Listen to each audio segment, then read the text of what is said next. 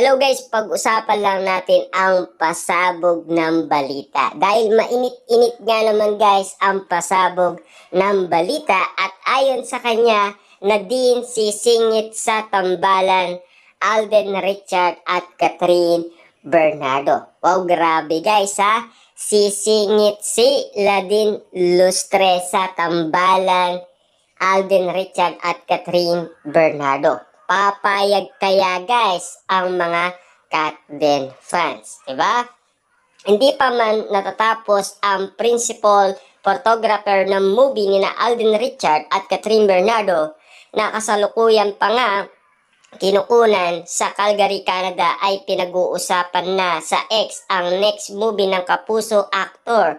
Kalat na kalat nga sa social media na ang susunod na leading lady ni Alden ay si Ladine Lustre. Ibig sabihin pala nito guys, pinag-uusapan na pala ang bagong leading lady ni Alden Richard. Grabe nga naman guys, no? Meron ng kasunod na project si Alden Richard. Kaso nga lang guys, iba ang kanyang collab team, walang iba kundi si Ladine Lustre. Ang sabi pa dito guys ng balita, ang nakakaloka mababasa sa mga kumakalat na post sa X na parang alam na ng fans ni Tisoy ang mga detalye sa sinasabi nilang next movie na Idolo. Horror movie daw guys ang pagtatambalan ni Ladine Lustre at Alden Richard ayon sa balita. Gagawin ni na Alden at Ladine at ididirect daw ito ng award-winning director na Firefly na si Derek Seth. Wala pang legit announcement tungkol sa sinasabing proyekto, pagsasamaan for the first time ni na Alden Richard at Ladine Lustre. Ang sabi pa dito guys, kaya for the meantime ay nananatili pa itong haka-aka or pantasya ng supporters ng love team ni na Alden at siyempre Ladine Lustre. Ibig sabihin pala nito guys, haka-aka pa lang ito.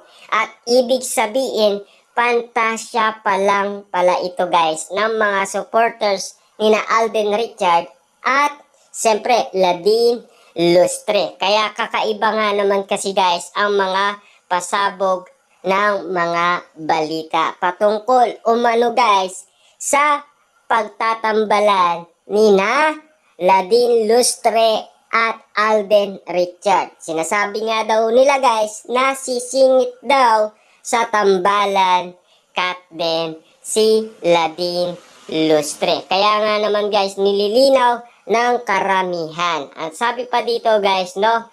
Pero kung totoo man ito, kaabang-abang na project ito for them. And bongga ni Alden, from Catherine noon, 2019, nagka-Julia Montes movie siya at Catherine ulit ngayon nang dahil sa Hello Love Again. At kung true nga ang chika, magkakaladin naman.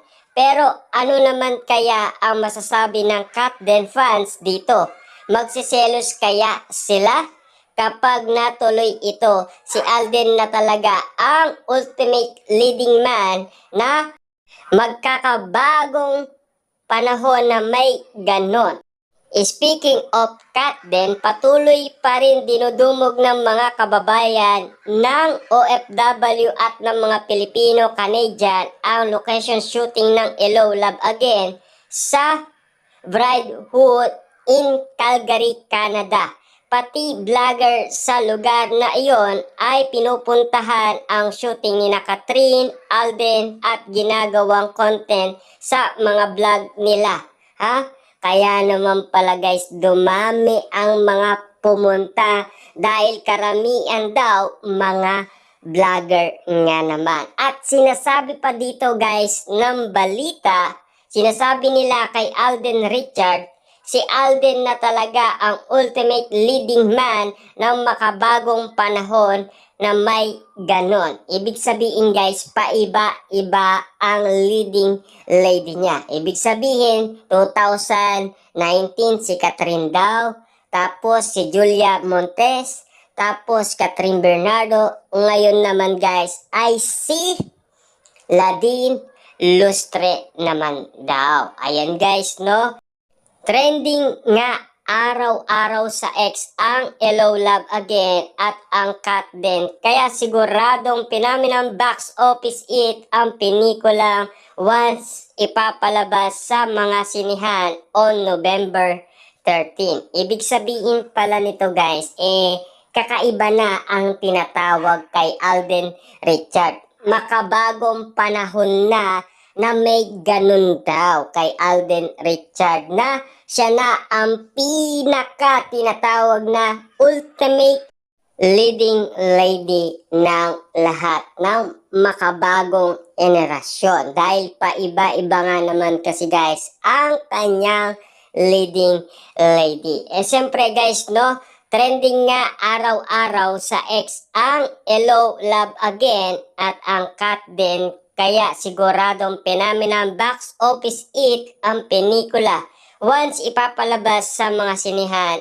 on November 13. Siyempre guys, pinag-uusapan nga naman na 11 days pa lang kumita na ng malaki ang nasabing movie ni na Catherine Bernardo at Alden Richard na nagkakaalaga ng 1.06 billion. At pinag-uusapan nga naman guys sina Alden Richard at Catherine Bernardo na ang pinakamalaking earnings sa buong Pilipinas at lalong-lalo na guys, 11 days pa lang kumita na ng malaki.